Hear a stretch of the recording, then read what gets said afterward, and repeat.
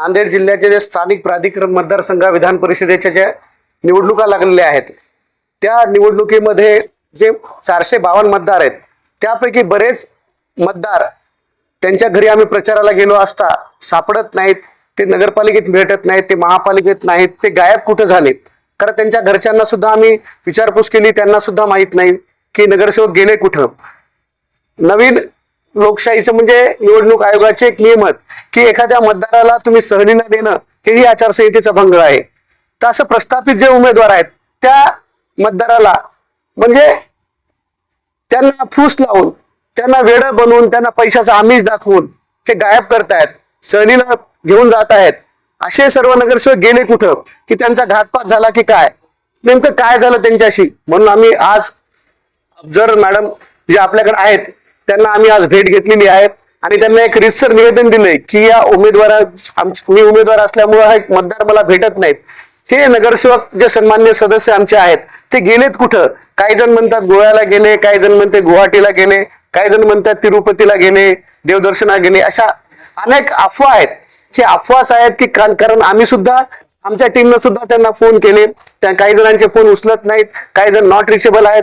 हे गेले कुठे, यांचं अपहरण झाले की काय, की यांच्यासोबत काही घातपात होऊ नये म्हणून आपण जिल्ह्याचे जिल्हाधिकारी व जिल्ह्याचे पोलीस अधीक्षक यांना सूचना द्याव्यात, यांचे लोकेशन ट्रॅक करावं आणि यांना सुखरूप घरी आणावं.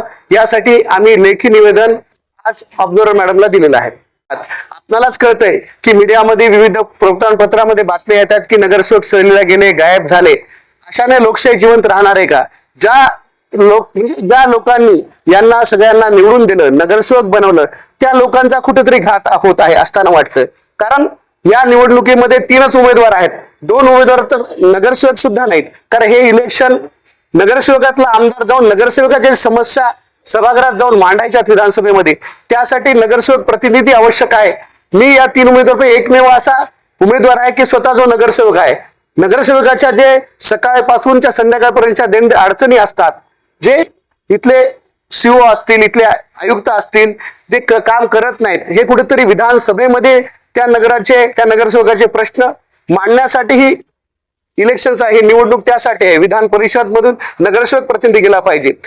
नगरसेवक प्रतिनिधी जर गेला तर त्याच्या समस्या आहे ते जाणकार असतो, तो जाऊन विधान परिषदेत चांगल्या भूमिका मांडू शकतो. यापैकी दोन्ही उमेदवार जे आहेत ते नगरसेवक नाहीत, त्यांना काय समस्या नगरसेवकांना समजणार.